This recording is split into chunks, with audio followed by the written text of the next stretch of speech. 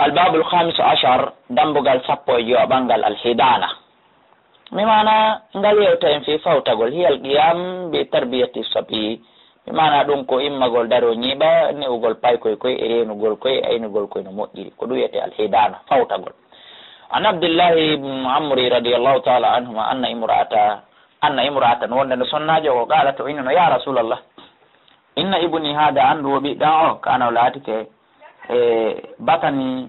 ɓiɓɓe an on lahu ko wonandemo way batani lahu wa wi'a ɓe mana reedu andu e sakum ankum ɓe mana fo ko wonandemo ko kanko jeeyi wa tadayi lahu en ɗi anndi ngati ko kanko jeeyi mana mi moyninayi kana laatike e afwan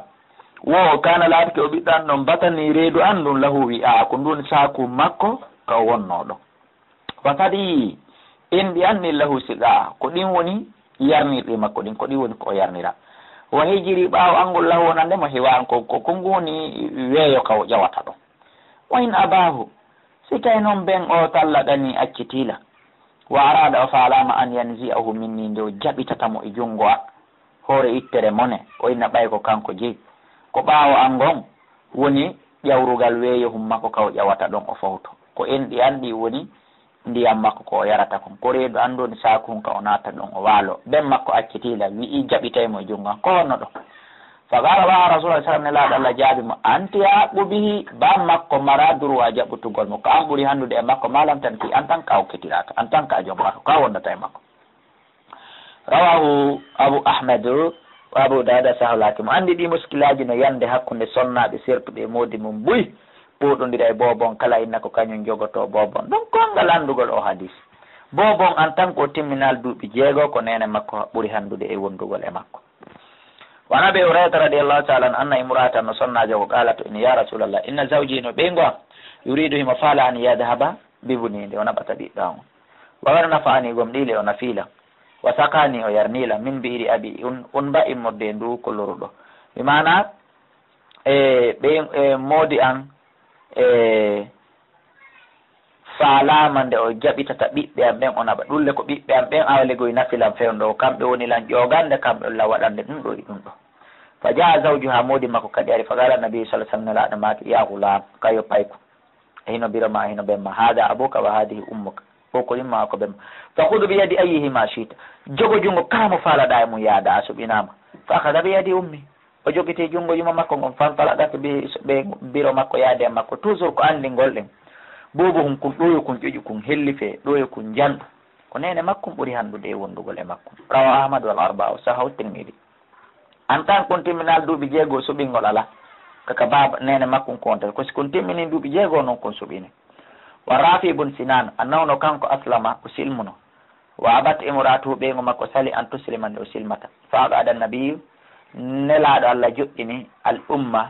nene on nahiya tan sera wal aba o joƴƴini baba on kadi nahiya tan sera wa qada sabiya o joƴƴini paykon kumbayno hakkude mabɓe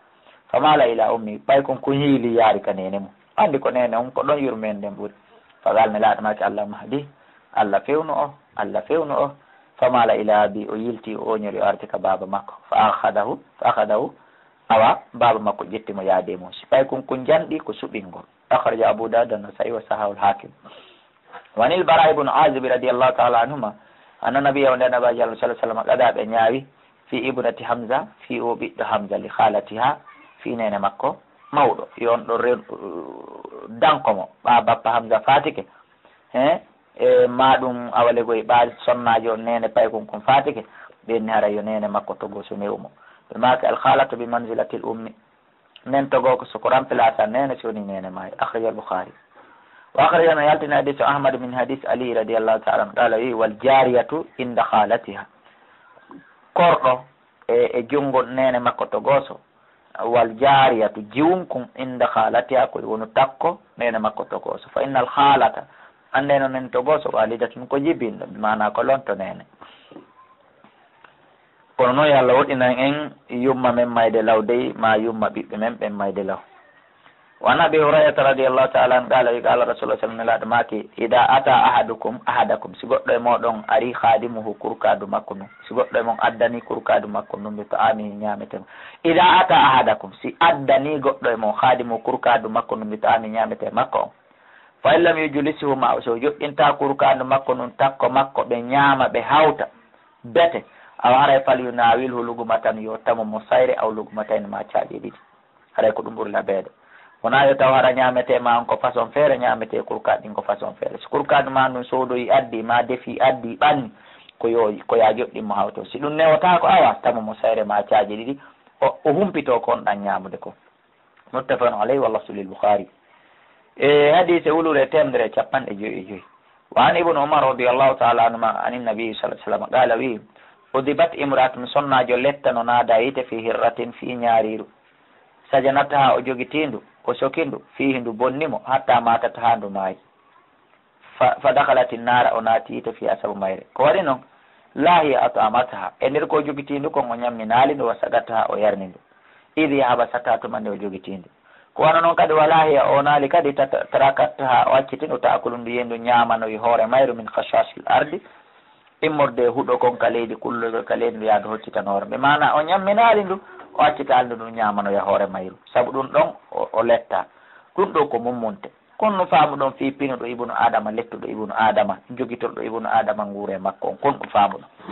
hare noon noon feƴƴi e sikke muttafaqun alayhi hadis on ko fottanaɗo musidɓe julɓe kitabu nikahi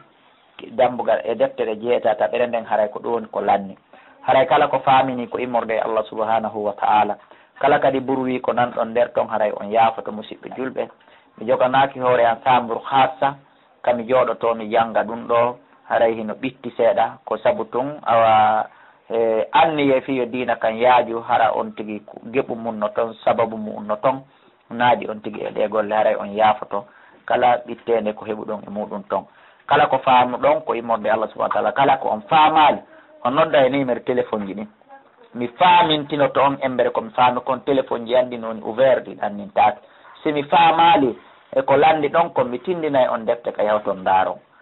numéro téléphone ji ɗin ko 68 60 53 09 67 60 53 09 63 60 53 09 e si Allah waɗi so tel